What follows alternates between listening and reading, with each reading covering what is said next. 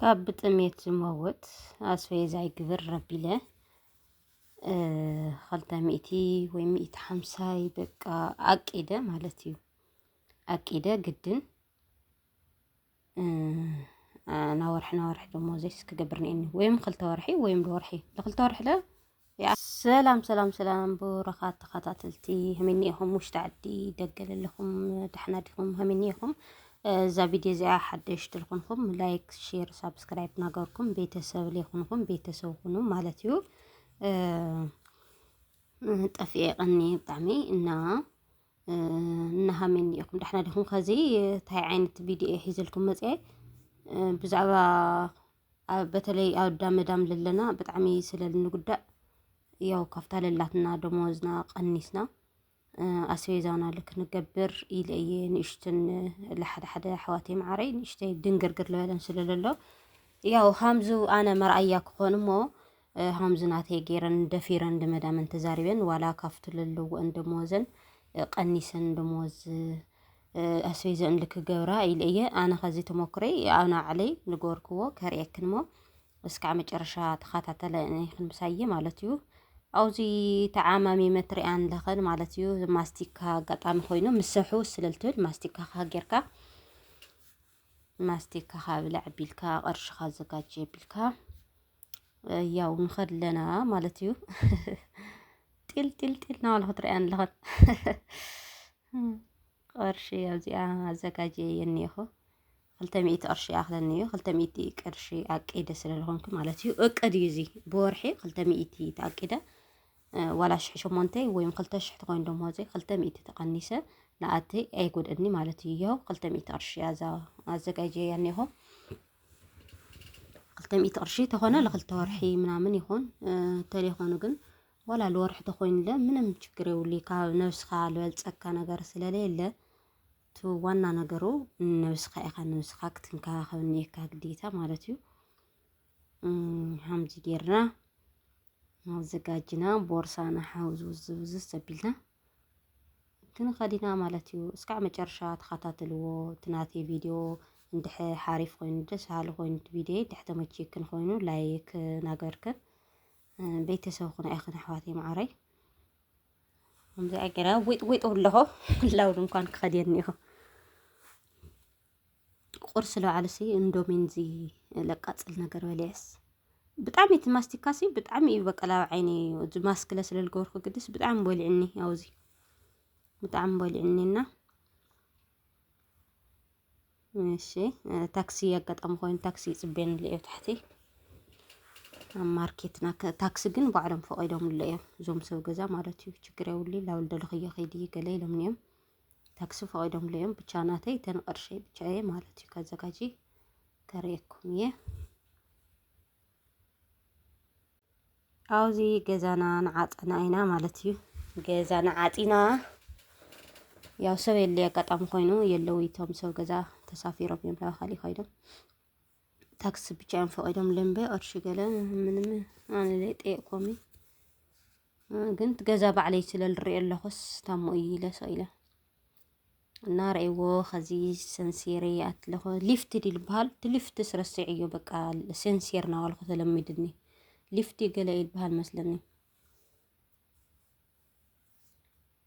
እና በቃ በይንኻ ተኾንካ መቸም ፍትሕ እዩ በይንኻ መዳም ገለ እንድሕለየላ ኮይና ስኢልካ ፍትሕ ኢኻ ትብል በቃ ኣነ በቃ ዓለመይ ዳርጋ ዓዲለ ኣለኹ ኢል መስለኒ በቃ ፍትሕ ስለልብል እዚኣ ጌርና በሪ ከፊተ ይወፅእ ኣለኹ በሪ ታክሲ ጽቤን ሎ ኣውዚ ኒእማይ ጃሕ ልብል ደስ ክብለካ ሓደ ግዜ ደገ ወፀይ እናፈስ እየ ስኢሉ ደስ ኢለን ዝሕውሽ ገለስ ደገ ውፅእ ቢልካ ኣብኡ ንፋስ ትውቅዕ ምናምን ኢልካ ትምለስ ማለት እዩ። ያው ታክሲ ጽቤን ለዩ ኣብ ታክሲ ውሽጢ ኣትየ ማለት እዩ። ታክሲ ውሽጢ ዓሙና ሸፌር እኒአውዚ መስኪናይ ብጣዕሚ ጥዑይ ለዋህ እንዳውዚኣ ከምዚኣ ገበረለይ ተይለየሺ ከምዚኣ ካርድ ኣምፀለይ ተይለየሺ ግዛዕ መቸም በገዛ ቅርሽኻስ ታክሲ ለሽግር እንዲ ካብ ርሑቕ ከተብለይ ትኽእሊ እዚ ግን የዋህ እዩ ዝኾነ ነገር ኣምፀለይ ገለ ተይለዮ እሺ ኢሉ በቃ ብጣዕሚ ጥዑይ ኣውዚ ሓዲግ ንኸይዱ ሻሂ ክሰቲ ምናምን ኢሉ ሻሂ ክሰቲ ኢሉ ሓዲግ ንኸይዱ ግን ኣነ እናደገ ሻሂ ብዙሕ ኣይፈቲ ገዛይ ኣፍሊሐ ኢሉ ሰቲ ኩሉ ነገር ገዛይ ክጥቀም ገለ እዩ ደስ ዝብለኒ ትናደገ ዕዳጋ ምንም ቃሕ ይብለኒ ማለት እዩ እና ገዛይ በቃ ገዛይ ስርሐር ሓቢለ እዩ ልምቸኒ ማለት እዩ ኣብዚ ሲ ዝኾነ ፎቶ ሪኦም ናቶም መንግስቲ ማለት እዩ ናዞም ዓዲ መንግስቲ ኣብዚ ፎቶ ሪኦ ብርሑቕሲ ኣቕረብ ኣቢለ ከሪኤልኩም እየ እስቲ ልመሓመድ ሳልማን ገሊኦም ባህሉ ዞም መንግስትና ዝዓዲ ማለት እዩ በቃ ብምሉእ ይሽወጥ ድዩ ኮይኑ ወላ ታእዩ ኢለ ገሪምንዋ ታሞ እዚ ብምሉእ ለጢፎም እኒኦ እዚ ገለይለስ ናረኽቦ ፀኒሐ ዓይኑ ረእይዎ ብርሑቕ እዩ ግን እዚ ድንኳን ናኣቲና ማለት እዩ ሓዘለይ ለይስ መቸምና ሰብ ካሜራ ዞም ሰብ ካሜራ ሳመ እዮም ግን ሃምቱ ልሞልአሎም ምናምን ለይገብሩ ናዕ ሃምዚ ገር ተወልኮ ሃምዚ ገር ተወልኮ እንድዕ ቀሪፁ ግደ ይፈልጥ ስለ ኢልዎ በቃ ምሳየ ኢና ዘረ ምስኪናይ ሃምዚ ገር የሉ ኣለኹ ሃምዚ ገር በቃ ሃምትልቲ መቸን ገር ለይብሉ ኣለኹ ስለ ይኻለይ ታይልና ቲክቶክ መሲልዎ ግዲ ብነዊሕ ገይርዎ ኣስቤዛይ ገባቢረኒ እኮ ገዛዚኤ ምናምን በቃ ዘናመና ኢለ ትወፂኻ ዝና ድንኳን ዝኾነ ነገራት ወላ ደገ ለዋዕሉ ተናፊስካ ትምለስ ተለኻ ላው ዝገዛ ገለሲ በቃ ከመይ በቃ ነፃነት እኒአዎ ንፋስ ውቕዕ ኢልካ ትምለስ ተለኻ ገለ ብጣዕሚ ደስ ዝብለኒ ሃምዚ ገር ናበልኸዮ በቃ ዋይ ቲክቶክ ድዩ ይብለኒ ግዛዕ ድዩ ይብለኒ በቃ እና ኩሉ ነገር ዝለድሊ ነገር ገዛዚኤ እየ ቋቑሐይ ዝና ሻሂ እዚ እንታይ ይበሃል ሓሊብ ለበን ሓሊብ እንታይ ይበሃል ሓሊብ ሻሂ ታኒካ ማለት እዩ ስለ ሻሂ ገለ ቁርሲ ንጎ ሕምባሻ ጌርኪ ሻሂ ሓሊብ ጌርኪ ትሰቲ ካው እንትን ለገዚኤ አጋጣሚ ኮይኑ ሲ ብረድስትስ ስኡል ሕምቕ ዝበለ እዩ ነይሩዎም ብረድስት መና ባዕለይ ሓንቲ ጠይ ዝበለት ገዚኤ ባዴላ ኢለ ድሓር ከሪአኩም እያ ኣብ መጨረሻ ከሪአኩም እየ ቪድዮ ተሪእኹሞ ኣብዚ ስታይድ ገሪምኒ ዝኾነ ገሪምኒ ኣብዚ ሲ ናድሙሲ ፃባስ ተኣሽጉሉ ሽወጥኒ እዩ ብታኒካ ሃም ሓሊብ ሻይ ማለት እዩ ገሪምኒ በቃ ኣብዚ ዓዲ ቅርሺ ተሃሊካስ በቃ ልደለኻዮ ነገር በቃ ንፋስና ተወቂዕልና ሸንዳሕ ውለኸ የመቸም ምስ ሸባታይ ኣማ ግበራው ዝዓዲ እዚ ሓደ ጫማ ክልተ ጫማ ተገዚእኻ ዓመት ክልተ ዓመት ይዋለ ጽንሐካ ምንም ስለ ክዳን ስለ ጫማ ኣነ ገዚእ ይፈልጥ ክዳን ጫማ ብዙሕ ይግደሲ ብቻ ኣነ ኣትኩረተይ ኣብ ገንዘብ መሓዝ ቅርሺ መሓዝ እዩ ስለ ክዳን ሰብታ ይብለኒ ምናምን ላ ይብሊ ዝደለኽዎ ገዛ እዚአ ኣይ ገዚእ ብዙሕ ክዳንዋ ገዛይ ኣትየልኩም ለኩም ገዛይ ኣትየ ሆ ዛባዲላ እዚኣ ገዚእ 40 ቅርሺ ድያ ገለ እያ ገዚእያ ጽምም ኢለ በቃ ታማ ጽምም ኢልካ ሕንዳ ይልብሃል ዛብረድስተ ኢለ እዚኣ ገዚእ 55 ቅርሺ ድያ ገለ እያ ግን ዛብረድስት ቡና ዓለም እያ ዛባዲላ ግን ቡና ዓለያ ቡና ዓለይ ሱ ኢለ በቃ ካፍቱልታ እንትን ይዋይ ማለት ኣብዚ ለኒኦ ኣዘን ጎማለ ተማለ እየን አጋጣሚ ማለት ኣብዚ እኒኦ ራእዩ ዝሓንቲ ልብሕቕ መለወሲ ገለ ይኾነኒ እዩ ኣብዚ ለስዌዛይ ዝልገዋወርክዎ ስዌዛይ ልገዋወርክዎ ትሪእዎ ኣለኹም ዘይቲ ኦሞ እዩ ተው እኒኦ ፃዕዳ ነገር እኒኦ ኦሞ እዩ ኦሞ ኸዚ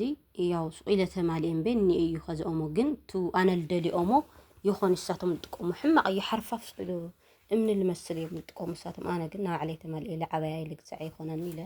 እዚ ለእንትኒ ካሜራ ኸዚ ልሕምባሻ ይኹን እዚ ለሻሂ ሓሊብ እዩ መብዛሕትኡ እዞም ሰብ ገዛሲ ደገ ስለ ልበልዑ እዩ ችግሩ ደገ ስለ ልበልዑ ገለ ብዙሕ ኣይግደስ ኣብ ገዛ እዩ ጥሜት ድማ ህጥውፉና ዋ ታማ ንገበር ኢልና ትሪኡ ኣለኹም ጋይስ ዋይ እዚ ለእንትኒ ቃርያ ገለ እዚ ደርሆ ተማሊእኒ ኢኹም ኣብዚ ኒኤለ እንትን እንታይ እኒኦ ሩዝ 5 ኪሎ ሽኮር 5 ኪሎ ፊኖ ለጣይታ ለኾን ማለት እዩ 10 ኪሎ ገዚእ ርካሽ ፊኖ ገለ እዚ 10 ቅርሺ ድዩ ግዛዕ እዩ ዋጉ ርካሽ ስለ ዝኾነ ያው ታማ ኣብዚ ሕቢልካ ተምፅለ 2 ወርሒ ገለ ጸጥ ኢልካ ዕርፍ ብልካ ዘና ኢልካ ትበልዕ ማለት እንጀራ ኾና ጋገርካ እዛ ብረድስት እዚኣ ግን በቃ መጨረሻ ግን ሒዘ የክኸድየል ገዛይ መጨረሻስ ሒዘየ ከዲል ገዛይ ምክንያቱ ባዕለይ ስለልገዝ ኣለኹ